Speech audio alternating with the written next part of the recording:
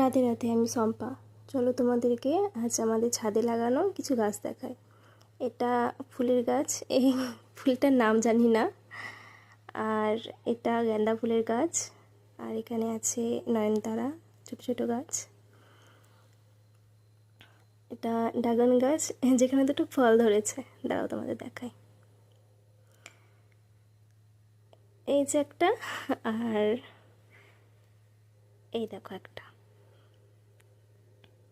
এখানে আছে অ্যালোভেরা গাছ, পুদিনা পাতা, তারপর থানকুনি পাতা। এটা পাথরকুচি গাছ। আর আছে ফুলের গাছ, এই দেখো থানকুনি পাতা।